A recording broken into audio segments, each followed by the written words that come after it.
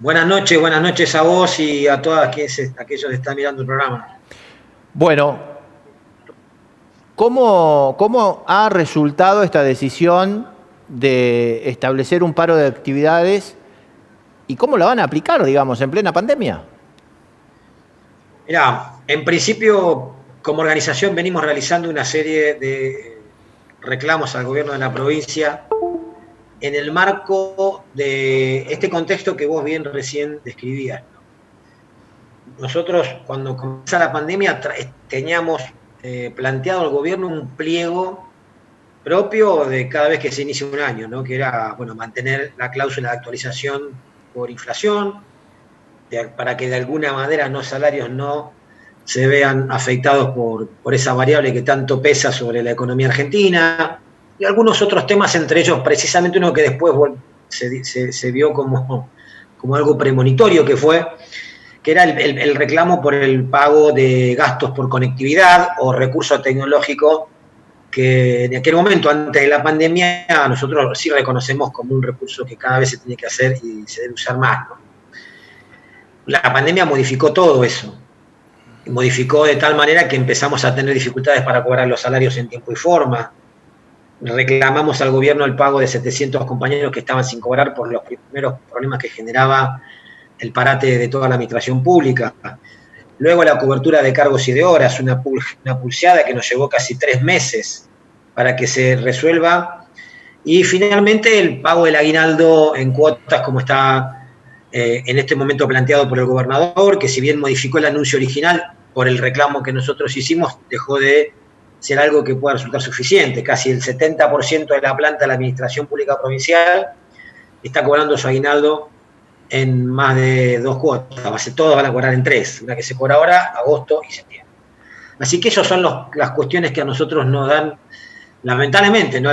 Nos ponen ante la necesidad de expresar de una forma colectiva, masiva y unitaria este reclamo. Y por eso hoy hicimos un plenario de secretarios generales de nuestra organización y hemos resuelto convocar a este paro de actividades que obviamente en el marco de la situación que hoy está todo virtual o a distancia, es no hacer ninguna de las actividades que estaban previstas, ya sea a través de la virtualidad o a distancia, durante los días lunes y martes, sin convocar a ninguna movilización y sin convocar a concentración de compañeros y de compañeras. ¿Por qué decimos esto? Porque entendemos que no es momento de convocar a las compañeras y a los compañeros porque sería ponerlos en riesgo. Entonces, si bien hacemos la medida de protesta unitaria y que va a ser contundente para denunciar y reclamar al gobierno por cuestiones que entendemos son derechos que deben tener una respuesta, lo vamos a hacer también en el marco de la virtualidad, sin que se ponga en riesgo a nadie, y por eso no estamos convocando ni a movilizar ni a concentrar estas próximas 48 horas en las que vamos a estar con esta medida gremial. Marcelo, el gobierno ha presentado este programa Camino a la Escuela, que tiene que ver con el regreso progresivo de los alumnos y estudiantes a las aulas.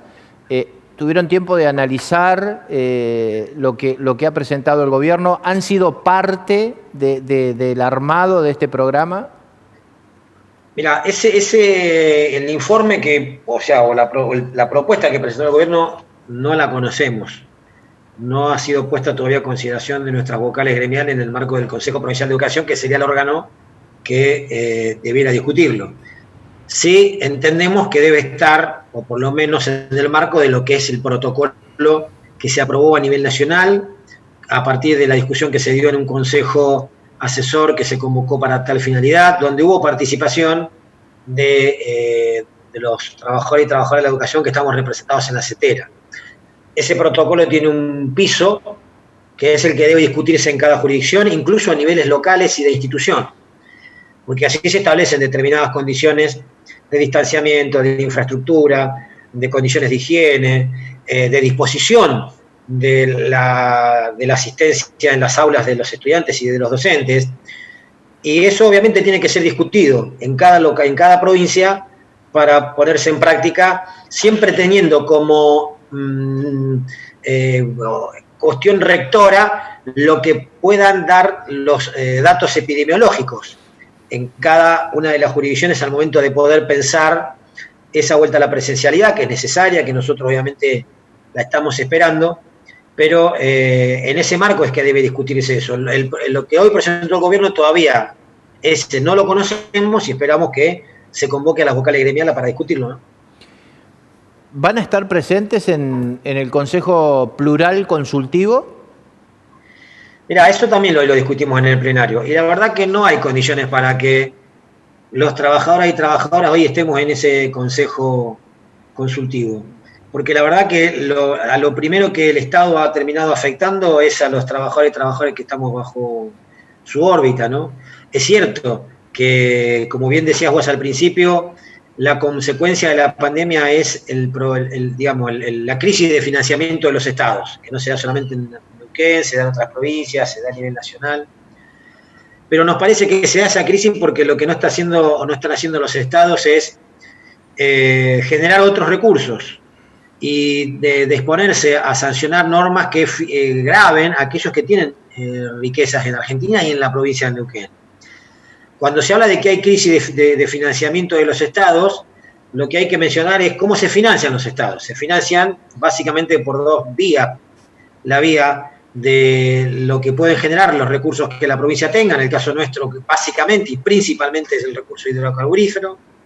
Después hay otros ingresos que son de menor cuantía, pero que empiezan a tener alguna importancia, como el turismo. Y los otros son los recursos bien puestos. Ahora, la carga impositiva en la Argentina recae sobre el consumo. Y cuando el consumo se ve afectado, como en esta oportunidad, claramente se desaparecen o se disminuyen sustancialmente los recursos de los estados. Bueno, lo que hay que empezar a grabar es a la riqueza, a grabar al que tiene y no al que gasta. Y ahí me parece que radica una urgencia en los estados de tomar cartas en el asunto para conseguir los recursos que no terminen afectando a aquellos que consumimos. Fíjate vos, el aguinaldo nuestro, lo que no se pagó todavía son más de 3.000 millones. Esos 3.000 millones puestos en el mercado interno se generarían puestos de trabajo o en todo caso mejorarían los puestos de trabajo que hoy están tan golpeados en la provincia de Neuquén. Y digo taxistas, pequeños comerciantes, talleres mecánicos, gente que hace servicios, aquellos que tienen pequeños emprendimientos, que es a donde se vuelcan el dinero de los trabajadores y trabajadoras de la administración pública provincial. Y es el Estado el único que puede impulsar la economía en situaciones críticas como esta. Y en la historia hay muchas muestras de que eso tiene que ser así. Y una de las vías para hacerlo es poner salario en el bolsillo de los trabajadores. Por esta razón nosotros entendemos que no es momento para que nos convoquen así masivamente a discutir una situación crítica que deberían estar tratando ya mismo quienes tienen responsabilidad de hacerlo, como legisladores nacionales, provinciales, el gobierno nacional y el gobierno de la provincia. Marcelo, el gobierno nacional ¿no tenía partidas presupuestarias dentro del programa de la pandemia para asistir a los gobiernos que no podían pagar el aguinaldo? Mira, la información que tenemos nosotros es que la provincia recibió 5.000 millones no hace mucho más de 20, 25 días, que precisamente era para compensar los faltantes que había para pago de salarios, de aguinaldo y algunas situaciones de gasto del Estado. Por eso también digo que hay que ver qué está pasando con la decisión que adopta la provincia en el momento de destinar los recursos que tiene, los pocos que puede tener, más lo que pueda recibir de Nación, que según información de los últimos días, que no la digo yo, hasta en los medios regionales, fueron más de 11.500 millones, ¿no? Por distintos conceptos. Entonces, cabe la pregunta acá, ¿no? ¿Falta el dinero en la provincia o lo que está pasando es que se está guardando para alguna situación compleja que puede venir en el futuro? Y entonces para eso lo que hace es meterle la mano en el bolsillo a los trabajadores y trabajadoras y usar esos dineros para atender otras urgencias. Digo, me parece que el Estado Nacional ha puesto dinero. Y si ese dinero resulta insuficiente, me parece que debiera el gobierno de la provincia ir y reclamar lo que necesita, si es que eso no alcanza. Nosotros fuimos a la legislatura el otro día, hicimos este planteo a los legisladores provinciales. de que tienen que intervenir rápidamente para resolver estas situaciones de falta de recursos en la provincia para hacer frente al pago de los salarios. Y que en todo caso que se pueda saber cuál es el problema real, si es que los fondos no están, si es que se está guardando para otra cosa, si es que se han hecho malos cálculos o lo que sea, tiene que saberse para poder resolverlo y no agudizar más la crisis que hoy se tiene, ¿no? Pero, a ver, yo obviamente te pregunto porque vos sos dirigente de CETERA y estás en contacto permanente con la dirigencia nacional de los gremios docentes de todas las provincias y también tenés la información que viene desde el gobierno nacional con CETERA, ¿no?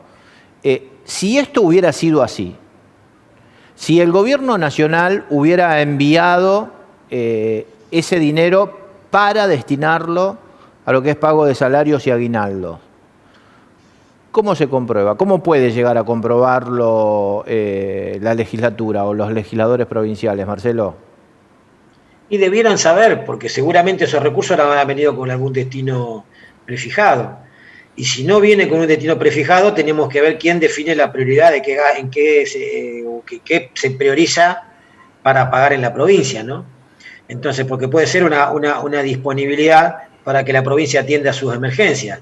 Ahora, ¿quién define qué es lo urgente? Yo hago una cuenta rápida. Digo, el Estado provincial, más allá de tener que hacer inversiones importantes en salud, cosa que denota que no se habían hecho antes, que hay denuncias sobre el estado de salud pública en la provincia desde hace mucho tiempo, de los propios trabajadores y trabajadoras de la salud. Pero si tuvo que hacer una gran inversión en ello, tuvo para eso lo que significa paralizar el funcionamiento in situ, en los edificios. Eso tiene un gasto enorme. Fíjate vos que son más de 700 o 800, no, anda más cerca de los 800, los edificios escolares que hoy no han funcionado. Ese gasto de funcionamiento no lo ha tenido el Estado porque toda la tarea ha recaído sobre el domicilio de cada compañera o cada compañero. Y así como en educación, en otras reparticiones importantes del Estado que han estado sin funcionar. Entonces, digo, ahorro por el lado de los gastos de funcionamiento de grandes proporciones del Estado. Ahorro que se han hecho por la no cobertura de los cargos y de las horas durante casi 3 meses y medio que eran en tiempos normales, obviamente había que haberlo resuelto. Los recursos de Nación, estos 5.000 millones que son los que tuvieron más publicidad, porque fueron en un solo pago.